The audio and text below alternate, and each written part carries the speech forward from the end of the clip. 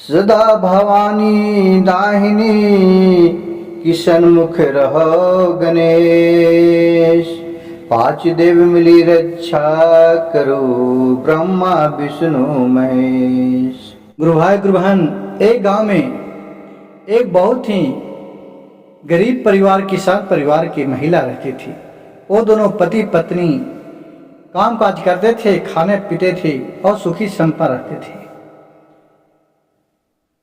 कथा कहानी को गुरु भाई गुरु बहन ध्यान पूर्वक सुनिएगा। ध्यान से सुनने और अंत तक सुनने से आपके ऊपर भोलेनाथ का कृपा बना हुआ रहेगा, जिससे घर में सुख शांति और समृद्धि होएगा। बीच में छोड़ने से आपको सभी तरह के परेशानी बढ़ सकता है। इसलिए कहानी किसी भी तरह का हो, इसमें कुछ न कुछ अच्छाई और सच्चाई तो बता ही गया है। तो दूर बेचारी किसान कमाते खाते थे। शादी करला उन्हें 20 वर्ष हो गया था, लेकिन एक भी बाल बच्चा नहीं थे। वहां देवी माँ के पूजा हो रहा था। दशहरा का दिन आया तो गई, सोची कि जलते हैं माता रानी से कुछ मांगते हैं, कम से कम झोली तो भर देगी। माता मई करना मई है, माता रानी सबको मनोकामना पूरा करते हैं। दशहरा का दिन आया, जब नवरात्रि का कलश लखाया, उसने भी मंदिर में जाना, दीप जलाए, नित्य दिन पूजा पाठ करती थी और अपने मन के बात माता रानी माता देवी से कहती थी कि माता रानी कम से हमें गोद तो भर दीजिए, किसी भी तरह हमें जो बांझी का नाम है वो मिटा दीजिए। देखिए माता रानी का कृपा उसके ऊपर कैसा बना। वो जाकर नित्य दिन प्रार्थना करती थी। कुछ दिन के बाद उसे बच्चे होने के लिए रह गया और एक सुंदर सी लड़की पैदा ली।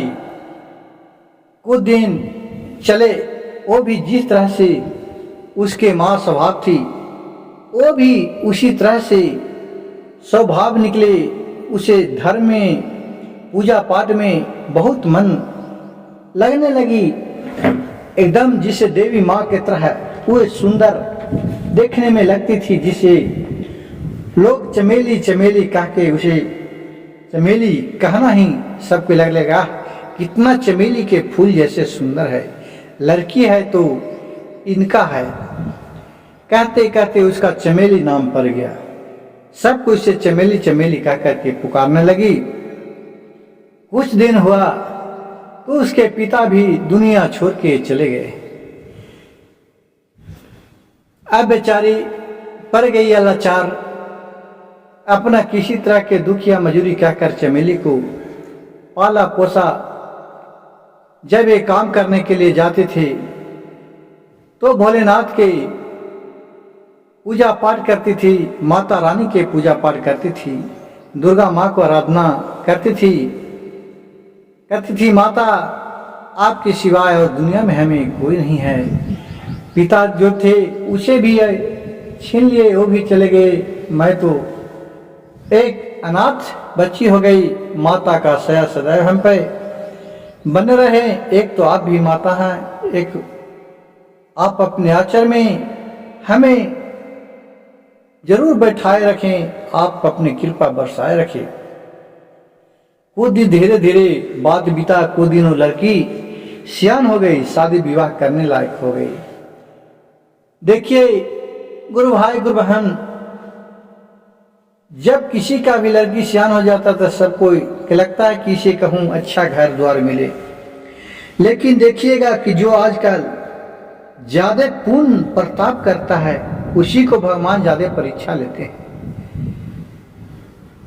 बेचारी एक तो उन्हें पिता छोड़ के चल गए, बचपन में अनाथ बन गए, पिता का टूअर बन गई।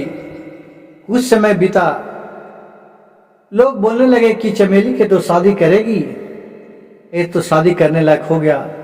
तो उसके माँ बोली कि क्यों न करूंगी तो अपने बच्ची को तो शादी करूंगी, लेकिन कोई ऐसा घर बार मिले तो कर दें। लेकिन भैया हम कमाता खाता आदमी हैं, हम उतना तिलक दहेज नहीं दे पाएंगे जितना आजकल तिलक दहेज का डिमांड हो गया कि पहले तो हमें इतना पैसा चाहिए। तो बहुत से आजकल हैं गुरु भाई गुरु बहन की जो तिलक दहेज पर नहीं जाते हैं। उसको अगर लड़की मिल गया तो फ्री में भी शादी कर लेते हैं। वैसा बहुत कम है, लेकिन है, वैसा भी आदमी है। आजकल बहुत सा मन मांगे फ्री में भी शादी हो रहा है।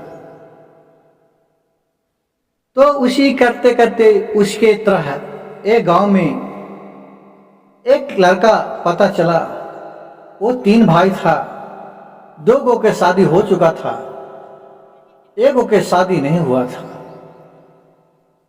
बातचीत चला, वहां लड़का देखने के लिए चमेली के माँ गई तो उसे लड़का पसंद आ गया। लड़का बहुत ही सुशील और अच्छे सद्भाव के थे। कहा कि हाँ, हमें लड़का तो पसंद है, अब लड़की के आके देख लीजिए। तो लड़का के पिताजी और माता और भाई जो थे सब चमेली को देखने के लिए आए। चमेली इतना ही रूपवती थी कि लग रहे थे कि छाछात होए माता इनका अपने रूप दे दिए हैं। जिस तरह चमेली सुंदर थी, उनको देख करके वो सभी को दिल में गर गया कि नहीं, चमेली से मैं शादी कर लूंगा, हमें पैसा कौड़ी नहीं चाहिए, मैं फ्री में कर लूंगा इसको शादी। फिर दिन उन बैठ गया, दोनों के बात विचार हो गया। अपने वहां फिर शादी विवाह हो गया। शादी विवाह हो करके चला गया अपने ससुराल चमेली। वहां 2 उसकी गोतनी थी। अब वहां इसके घर में मंदिर था माता रानी का, वहां भजन भाव होता था। इसका मन भी करता था कि चलते हैं तनी माता रानी के दर्शन करते हैं। यहाँ तो कोई मंदिर नहीं है। उसको मन नहीं माने, क्योंकि बचपना से वो भक्ति भजन में रह गई थी, रिमझिम गई थी। तो देखिए गुरु भाई गुरु बहन, ये मन को जिस तरह के लोग चलिएगा, जिस तरह से उस तरह से मन जाता है। आत्मा को जिस तरह से आप जहां ले चलिएगा, जिस तरह मोड़िएगा, वो एक स्टीयरिंग है। जिस तरह से गाड़ी का स्टीयरिंग रहता है, जिस ओर मन को घुमाइएगा उस ओर मन घूमता है। उसका बचपन से ही वो जो चमेली थी, उसका मन लग गया था पूजा पाठ में। उसको बिना पूजा पाठ के लिए कर ले, उसको संतोष नहीं होता था। वो बिना नित्य दिन घर में ही नहा फींच करके खाना खाती थी। इसे लोग बहुत पसंद करते थे। अब उसकी सास आई चमेली की, तो अपने सास से बोली कि माता मम्मी जी देखा ना, पीछे है जो मंदिर में शिव चर्चा हुआ है, माता रानी के भजन हुआ है, तनी हमहू जेती हजार देवा हो। तो कहा ना ना, तोर पहले 2 गो जब बहू अल है जे तो गेबे कर ले आता, और तू कहाँ जाएगी?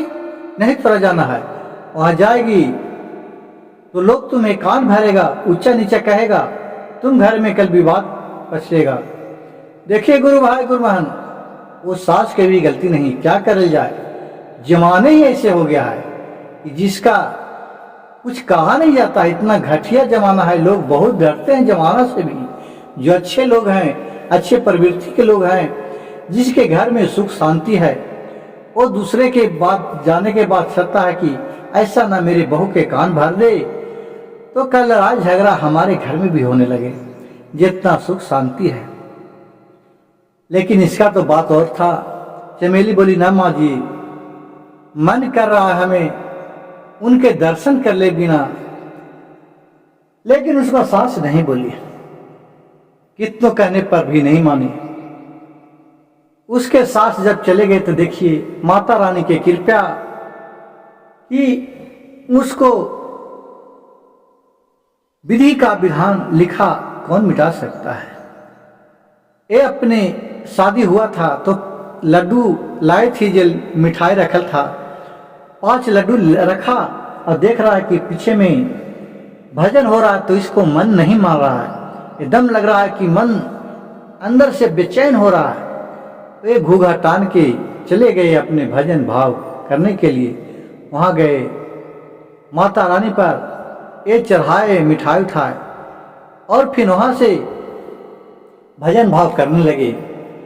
अब इधर से उसका पति आया छोटे, तो पूछा वो अपने भतीजा से कि अरे तुम्हारे चाची कहाँ गई है? तो उसका भतीजा बोला कि चाचा चाची तो चल गए हैं वहाँ भजन करने के लिए, अब दादी आएंगे तो बहुत गाली देंगे। वो माना किए थे लेकिन वो नहीं माने। अब आव न ताव देखा, सोचा कि माँ भी आएगा तो हमको तो बड़ा भारा बुरा कहेगा। एक कलह के बहू आयल 4 दिन में ये अपने मन के हो गया, अब साला इससे अच्छा तो हमें मर ही जाना ठीक है। वो आव न ताव देखा, पंखा में फंसी लगाया और अपने लटक गया। उसका मृत्यु हो गया, मर गया। अब सब वहाँ गुलाल हो गया, अरे फलना तो मर गया, फांसी लगा फलना मर गया। अब क्या हुआ, जिसको उसको रहस्य को नहीं जाना, मर गया मर गया मर गया, पूरा गुलाल हो गया। उस चमेली के पास भी ये बात गया कि तुम यहाँ आई भजन करने के लिए, अब तुम्हारा पति तो फांसी लगा के मर गया। अब कहा अब तुम मर गया, अब इस क्या करे। माता रानी के पास ये खूब अपने आजू मिनती करके रोने लगी कि माँ आपने आपके ऊपर इतना संदेश दिया, आपके ऊपर मैं इतना विश्वास किया, आपने हमारे यहाँ सुहाग गुजार दिए, क्या गलती हमने किया था? क्यों उनको मन को आप शांति नहीं दिए? आप हमारे पति को जीवन दान दीजिए, नहीं तो मेरा भी आप प्राण ले लीजिए। अब मैं किस मुंह से उस घर में जाऊं, अपने पति के पास जाऊं? और फिर बहुत रोई, बिलखी, पटकी वहां सर को, लेकिन वहां तो कुछ सुनने वाला नहीं है। बहुत से लोग भला बुरा बहुत कहने लगे। फिर वहां से उठी, बगल में गंगा नदी था, वहीं जाकर के सोचा कि अब मैं इसी में कूद करके जान दे देता हूं। जैसे ही कूदने चले तो वहां से माता रानी को ध्यान खुला और वहां एक बुढ़िया के रूप में आ गई। वहां कही, अरे बेटी कहाँ तुम जा रही है, क्या हुआ? वो देख करके बूढ़ी माँ को कहा कि अब हम जान देने जा रहा हूं माता, अब हमें किस मुंह से यहाँ दिखाने जाऊं? मैं तो माता रानी के पास गए थे अपने मन को शांति पहुंचाने के लिए, उनसे दया मांगने के लिए। अपना आचर में हमें जगह दे, हमारे ऊपर दया बरसाए रखे, लेकिन माता रानी तो हमें सुहाग ही मिटा दी। अब मैं तो घूम कर भी घर किस मुंह से जाऊं? हमें तो लोग बहुत भला बुरा कह रहे हैं। क्या मैंने तो कोई गलत काम नहीं किया? मैं तो भजन में गया था कि जिसके कारण हमारे पति जी ने प्राण हट दिए। अब वही न रहे तो हम रह के क्या करेंगे? मैं भी सती हो जाता हूं, मैं अपने जान दे देता हूं। तो ये बूढ़ी माँ थी, जो माँ वैष्णवी देवी माँ थी, वो बूढ़ी के रूप में वहां गई हुई थी। वो समझाई कि बेटी अगर तूने जान दे दिया तो इससे तुम्हें क्या मिलेगा? तुम्हारे ऊपर जो कालों से काला कलंक लगा हुआ है वो तो मिट नहीं सकेगा, वो कोई मिटा नहीं सकेगा। और बोला कि हो सकता है कि लगता है कि अब बदचलन लड़की है, इसीलिए अपना भी जान दे दिया। भला बुरा और तुम्हारे मरला के बाद भी तुम्हारे नाम पर लोग बहुत भला बुरा कहेंगे, इसलिए जाओ मेरा आशीर्वाद लो। मैं बात कहता हूं ये मानो, जाओ गंगा जी से अपने आंचल जो लुगा का होता है उसे भिंजा लो और जाके तू पति के मुंह पर पोंछ देना। सब तुम्हारी वही देवों के देव महादेव माता रानी जगदम्बा तुम्हारे मन को शांति देंगे और तुम्हारे पति को पुनः जीवित करेंगे। आप हम पर विश्वास रखो। इतना बात बोले, कहे कि ठीक है माता, आपके बात पर हम मान के वापस जा रही हूं, लेकिन अगर मेरे पति वापस नहीं जिंदा हुए तो मैं भी उनके सर पर अपने प्राण दे दूंगी। कहे कि बेटी जाओ, माता रानी किसी का निराश नहीं करते हैं, जो भी उनके शरण में जाता है उन्हें वो अपने हाथ से उठा लेते हैं। तुम माता के भजन में गई थी, तुम्हें कैसे निराश होगी बेटी, जा। और फिर वहां से वो आचर भल जाए, गंगा को जल अपने पर पवित्र छीटे और फिर वहां से अपने पति को पास वापस गए। अब इसे देखकर लोग बहुत भला बुरा कहने लगे, ये आइले है नए नए अपन पति के खा गए, इसे पूरा भला बुरा कहे लगा। फिर कहे कि हमें पति को मुंह देखने दीजिए, मुंह तो ढका हुआ था, मृत्यु हो गया था। तो कहा कि सब कहा कि नहीं नहीं, क्या है कि इसको देखा दिया जाएगा, इसी को तो आन पर ये मरा है। बहुत रोने लगी, बहुत गिड़गिड़ाने लगी। लेकिन गुरु भाई गुरु बहन देखिए, हर एक तरह के आदमी हर एक जगह होता है, उसमें बहुत से आदमी है, कोई कहे दिखा दे, कोई कहे नहीं दिखाओ। वहां कोई उसको मुंह देखने भी नहीं दे रही थी। लेकिन देखिए वहां भोलेनाथ एक साधु के रूप में गए और बोले कि काहे को भीड़ लगा हुआ है। बोला कि का इसका पत्नी है, ये चल गई थी उसे भजन भाव करने के लिए, जिसी के आन पर ये अपने प्राण हाथ दिया। अभी नए कुमारे शादी होकर के आया था, 8 दिन भी नहीं हुआ था कि इसका पत्नी चली गई। और इसका दो बहुरानी थी, देवरा जेठानी, वो नहीं गई थी और गई थी इसके कारण इसका पति प्राण दे दिया। तो ये क्या कह रही है, तो बोल रहे कि ये जो चमेली है वो बोल रही कि हमारे पति के मुंह देखने दीजिए कम से कम। तो बाबा बोले तो ठीक ही तो है, कम से कम इसका तो इतना भी हक है, इसका सुहाग है, इसका तो हक बनता है, कम से कम इसको अंतिम मुलाकात है, इसको देखने दे। हो सकता है कि इसका ममता देखे, इसका करुणा में देखे, माता रानी भोलेनाथ इस पर दया हो, इसका प्राण वापस हो जाए, देखने दो तो एक बार। बाबा को कहने पर सबका मन बदल गया कि ठीक ही कह रहे हैं बाबा, देखने दीजिए, फिर कौन देखेगा। मुंह उघारा, अपने पति को मुंह देखा, रोने लगी और अपने वही आंचल से अपने पति को मुंह पोछा। जैसे ही पोछा हो जय माता जी कहते कहते वो उठकर बोलने लगा और उठकर बैठ गई। देख रहा कि इतना भीड़ भड़ाका इतनी लगा हुआ है। वो बोला कि इतना भीड़ भड़ाका क्यों लगा है, काहे को मेरे पास भीड़ लगा, हम तो नींद में सोए उठे, काहे को हमको उठा दिया, क्या हुआ। तो उसका चमेली पति ने बोली कि ऐसा नींद में तुम्हारे दुश्मन सोए, तुम क्यों सोए, हमने क्या गलती किया था, हमने तो माता रानी के चर्चा में गए थे, भजन में गए थे, जिससे आप आत्महत्या कर लिए थे। फिर वो अपने गले में देखा तो देख रहा कि सही में एक चिन्हानी है गले में।